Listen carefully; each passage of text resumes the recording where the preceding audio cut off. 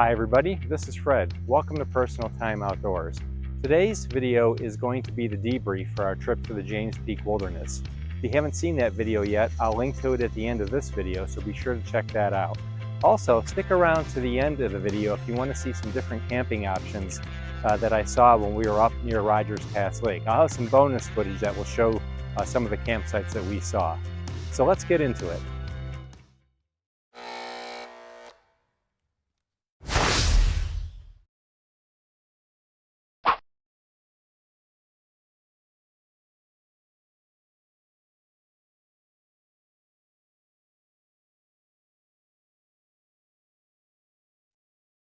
So how did I come to choose the James Peak Wilderness as a location where I wanted to go backpacking? Well, for quite a while, I wanted to do some backpacking out west, and specifically in Colorado. I've seen other people's videos backpacking out there, and they looked fantastic. So I wanted to have that kind of experience for myself. So when I started looking at the various locations that were available, the James Peak Wilderness appealed to me for a couple of reasons. Number one was its proximity to Denver. I knew that we would probably be flying into Denver, so I wanted some place that was within a reasonable distance drive time from the Denver airport. Also, the other thing that I thought was appealing is that you don't have to have any kind of a permit to hike or camp at the James Peak Wilderness. Some of the other areas around Denver that you can camp and backpack in, you are required to have a permit. So that wasn't something that I wanted to mess around with because I wasn't sure, how far in advance I would need to, apply for a permit, or, if the dates changed, I didn't want to have any issues with that. So let me switch you over to the map here, and I'll show you where the trailhead is in relationship to the airport, and also in relationship to the hotel we stayed at for a couple of days. I pulled this image from Google Maps. Right here where I have it circled is Denver Airport. Now the route that's highlighted here is the route to the trailhead, which is right here.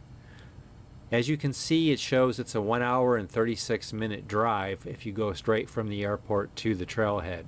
But we actually stayed a couple of days at a hotel in Broomfield, which was right here. Now driving from Broomfield to the trailhead was just about 1 hour, so that was perfect for us. Now the hotel we stayed at in Broomfield was called the Hyatt House, and it was a really nice hotel. Each room had a full kitchen in it, which came in handy, and they also offered a complimentary breakfast each day, which we really liked as well. Now there are other hotels in the area, so you might be able to find one you like better, but as far as the Hyatt House goes, I would highly recommend it. It was a really nice hotel. It was clean, it was well maintained, and we had absolutely no issue with it. We actually stayed there for 2 nights before we began our hike, as well as the last night after our hike before we flew home. As I mentioned, from the hotel to the trailhead, it was about an hour drive. Now the last 7 miles of that drive is on a dirt road that takes you to the trailhead. But it's a really well-maintained dirt road. At least in the summertime, you're not going to have any issues driving on it with any vehicle at all. So it's not something that you have to be concerned that you need a 4-wheel drive vehicle or anything like that. Any car can make it down this road without any issues.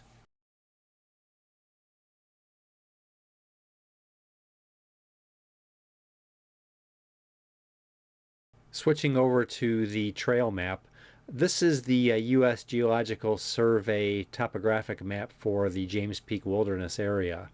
And just to kind of give you an idea of how everything is laid out, the parking area is up here in this location that's marked East Portal. So the trail that we took heads from the parking area, and it's represented by this orange dashed line right here. And we hiked down in this direction, and we camped and stayed over here by Rogers Pass Lake. Now, just to make you aware, there are a couple of other options off of this South Boulder Creek Trail. The first is this trail here, which takes you up to the Forest Lakes. It's called the Forest Lakes Trail. And there's a couple of lakes up there, and my understanding is there are some camping options there. The second is this Crater Lakes Trail, also that branches off the South Boulder Creek Trail. And you can see that there's several lakes up in this area as well. And my understanding is there's some good camping up there. but we did not explore either of these two trails, so I don't have any firsthand knowledge. But you may be able to find information on those two destinations if you're interested in camping over in that area. Now, we chose to camp down by Rogers Pass Lake because to me it seemed the most interesting and it kind of offered the longest hike in. One thing to note that no matter which of these trails you select, which of these areas you select to camp in, it is going to be an out and back trip.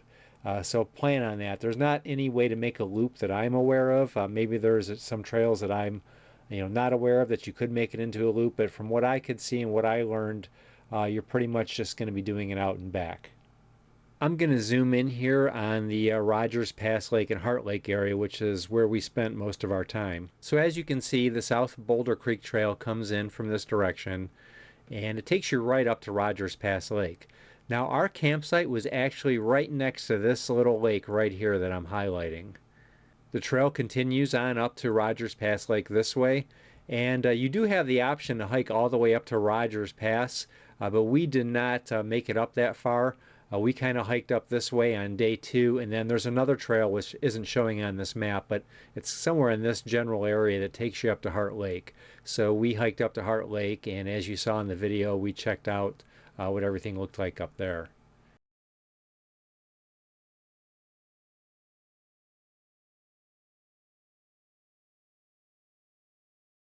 So let's talk about the trail conditions. For the most part, the trail is very well maintained and easy to pass, at least during July, the time of year that we were there. I have heard that during the winter months it can get pretty sketchy because they do tend to get a lot of snow up there in the mountains. The trail starts off with a mild grade, but it becomes increasingly more difficult as you start getting near the top. You start to see more rocks and more roots that you have to climb over, and the trail starts to get pretty technical, to say the least. It is somewhat challenging. I thought that we did pretty well for a couple of people in their 50s, and I know younger people probably could navigate that a little better than we did, but it is passable. You just have to take your time and watch your footing for sure. Now, there are several water crossings on the trail. The vast majority of them have some sort of a bridge that take you over them. There are a few, though, where it's just simply some logs that people have thrown across the water that you have to kind of balance on and walk across. There was only one that was kind of sketchy, and that was just because there was a drop off to the one side of it. And again, this was one of those crossings where you had some logs that you had to walk across. And my concern is that if you did happen to fall off to that side, you'd have a pretty far drop and you would get hurt. But we just took our time. We used trekking poles, and we made it across without too much trouble. I definitely would recommend trekking poles on this hike because there are a lot of different areas where that extra balance does help for sure. Now, because there are so many stream crossings, naturally there is water everywhere. You don't have to carry a ton of water on your pack.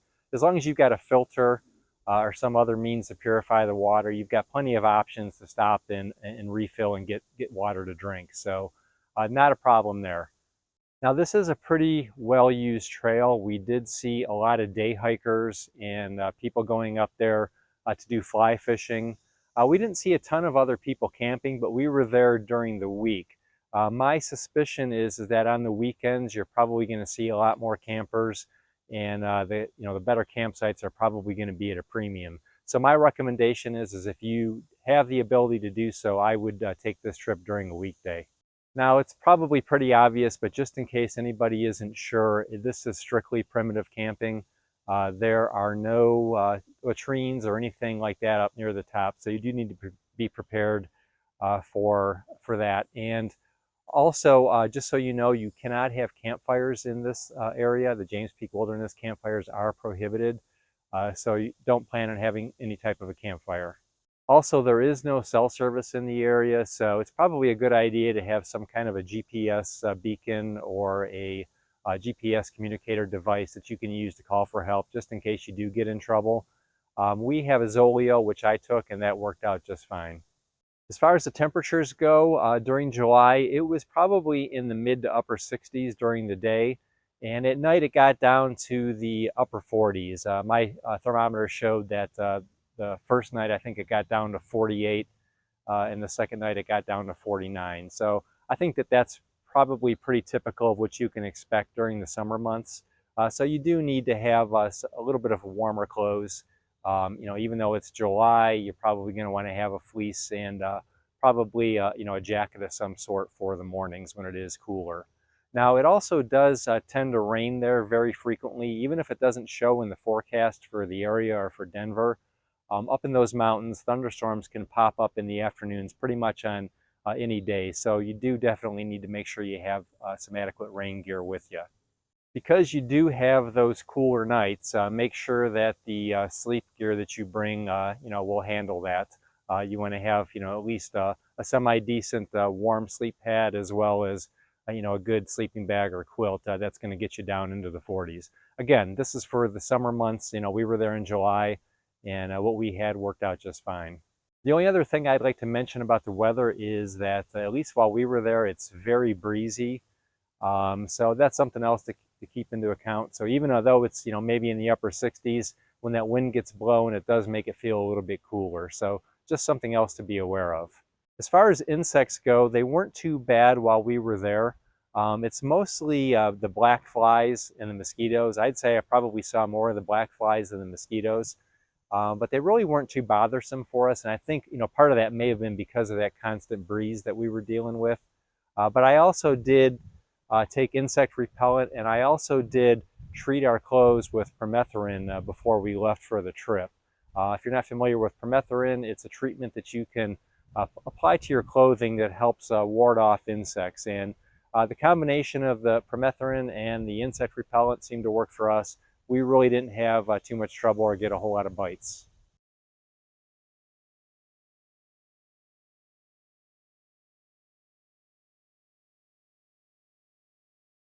For our meals, we needed breakfast, lunch, and dinner, as well as a breakfast for the day that we hiked out. Now, the day that we left for the trail, our hotel did offer complimentary breakfast. So that was nice. We were able to eat breakfast there before we left.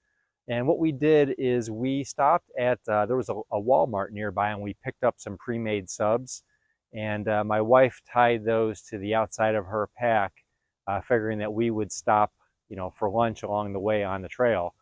So that worked out really well. We just tied them to the outside of the pack, and when we got to a nice spot that we were ready for lunch, we just stopped and had the subs. For our dinners, we had dehydrated meals both nights, and we just chose those because of the lightweight and the convenience. So those worked out really well. Additionally, we had a dehydrated meal for our breakfast on the second day that we were there. For lunch on the second day, we just took tortillas, and my wife took tuna packets, and I had some chicken packets, and we just made wraps while we were out day hiking. I didn't film that, but that was a nice, easy, simple lunch that we were able to take along with us and share while we were out day hiking. The last day, day 3, for breakfast, we just took some oatmeal packets. We had oatmeal and some bars, kept it really simple so we could pack up camp quickly and hit the trail. Now for food storage, I did elect to take a bear canister with me.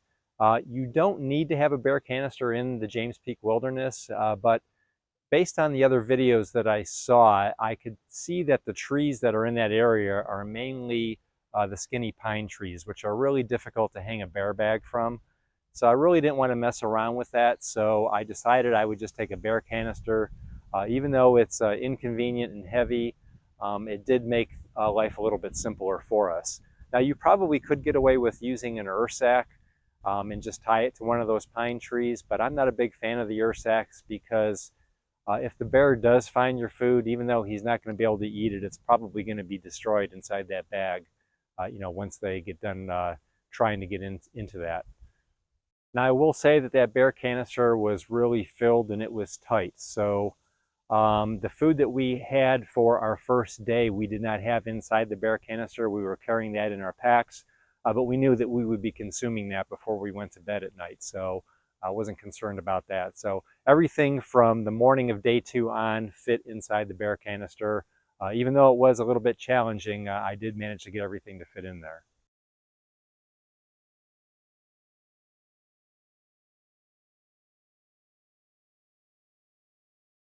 You probably saw my concern in the video that I had with the elevation. Now, the area where we ended up camping, our campsite was at around 11,000 feet. above sea level. And being people coming from Ohio, specifically in the Cleveland area where we're right around 700 feet above sea level, I was really concerned about altitude sickness. It's something that's really unpredictable. It affects everybody in different ways. So I wasn't really sure how that was going to work out. I did some research, and from some of the information that I read, it said that the human body will start to adjust to elevation in 1 to 3 days. So that's why I wanted to spend at least a day in Denver to give us a chance to at least acclimate to that altitude. Denver's at about 5,000 feet, so that wouldn't be such a drastic jump when we hit the trail. The other thing I did is we took some supplements that I found online. Now, I'm not a doctor. I have no idea if these helped or not, but I figured they wouldn't hurt. So I bought these based solely on reviews that I read on Amazon, which obviously is not the best way to go about it. But we did take those. We started taking them the Friday before we left for a few days and while we were in Denver. And while they didn't hurt anything, I'm not sure if they helped. Now, I'm not saying that I recommend these supplements or that I don't recommend these supplements. I would say do your own research, and if you think that it might help you, give it a try. The other thing that helps with elevation is making sure that you stay really hydrated and that you have enough calories in your diet. So we were making a conscious effort to drink a lot of water before we left for the trail, and we made an effort to keep drinking water as we were hiking.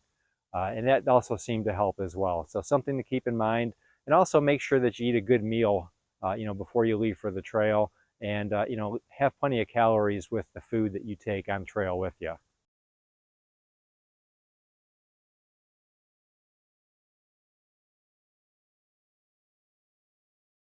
Okay, now that we're looking at the satellite view, I can give you a better idea of what your camping options are. This here is the small lake that I mentioned that our campsite was right next to. And if I zoom in here, the campsite is actually in these trees right in this location here somewhere. And it was a really nice spot. We had a great view of the lake, as you probably saw in my trip video. And also, this is a little bit of a stream that runs down the hill here into the lake, which was right in front of our campsite. And that was awesome because it was a great place for us to get water. It was right there and very, very handy to have right by where we were camping. Now, if you look here, you can see what looks to be like a bridge going across that stream. It's actually just some logs that people laid across the stream. And if you walk across those logs, the trail continues on this side of that stream up here above the lake. And there are several campsites up in these trees here. So if the one that we stayed at isn't to your liking or it's full, you might want to just cross over those logs and take a look and see what the options are up here. I'll zoom out here so that you can see where that is in relationship to Rogers Pass Lake. Some maps it's labeled Rogers Peak Lake, other maps it's Rogers Pass Lake. I think the actual name for it is Rogers Pass Lake, despite what it's showing here on the satellite view. Now, additionally, I want to point out there are some other camping options up in this area here. If you can see closely here, there's a trail that leads off the main trail here and heads up into these trees. And we explored up in this direction, and I actually filmed some of the campsites that are up there. So I'm going to show you that film here in a second. What we did is we hiked up to as far as we could on this trail, and then we turned around and headed back. And when I was filming these campsites, we were on our way back towards Rogers Pass Lake. So that'll give you some idea of how everything's laid out. So here's that video from the trip. This trail that we're exploring, there are some campsites down here.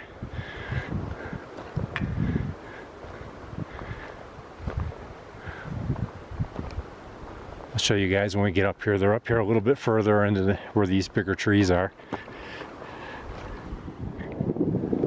This is a little one you could probably make work if there was nothing else available, but there are some better ones down here.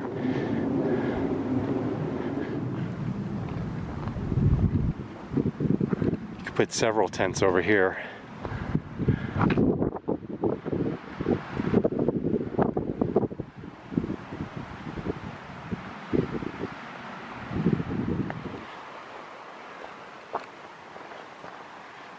Nice little spot in here in these trees. And then down there, there's a nice clearing that looks pretty level too. You could Probably put a few tents there.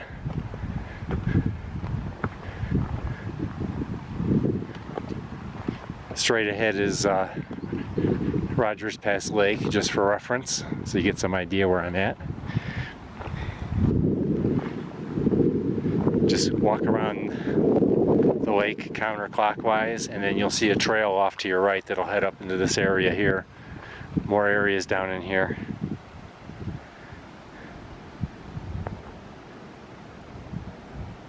Plenty of options. I still like our site the best just because the view is pretty hard to beat. I'm going to leave the GPS coordinates for our campsite in the video description. So if you want to put those in your GPS unit, if you want to try and find our campsite, that'll make it a little bit easier. But to be honest with you, you're not going to have any trouble because, like I said, you can see it right from the trail.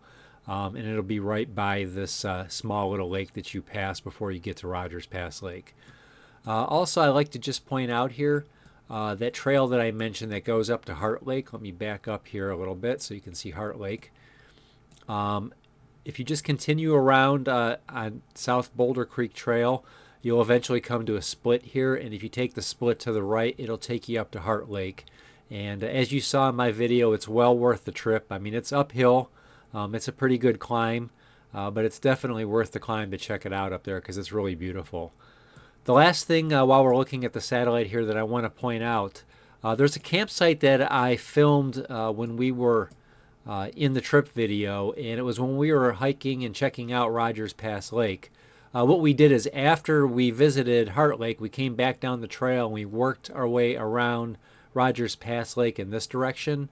And when we got to these trees here, that's where I filmed that snippet of that campsite. So that's the one where I'm sitting up on the bluff above Rogers Pass Lake. So if you're interested in that campsite, these trees right here are where you're going to find it. Truth be told, there are a lot of campsites in this general area. You might just have to spend some time looking for one. One last thing I will point out is this lake over here. This is also in my trip video. It's the lake that I mentioned that we decided that we were going to hike around. And we kind of crossed through this field here. We started the lake in this area here. We hiked around counterclockwise. And when I filmed the lake and kind of told you what we were doing, we were probably sitting on a rock somewhere in this area right here. So that gives you some idea. We did see a couple of campsites over on this side of the lake. And I think you can access them some way from the South Boulder Creek Trail, maybe moving up in this direction somehow. We didn't actually go that way, but if you make your way over to that lake and you look somewhere in this area here, you will find a few campsites if you have no other options. That about wraps this one up. If you have any questions or comments, please feel free to leave them down below. If you've ever hiked in this area, please leave a comment and let me know about that as well. I'd be curious to know what your experience was. Also, if you've ever camped up by the Crater Lakes Trail or the Forest Lakes Trail, I'd love to know what your experience was up there as well. If you found this video helpful, please leave a thumbs up. That really helps a YouTuber. I would also ask that you please consider subscribing to my channel. Thanks for watching today and have a great day.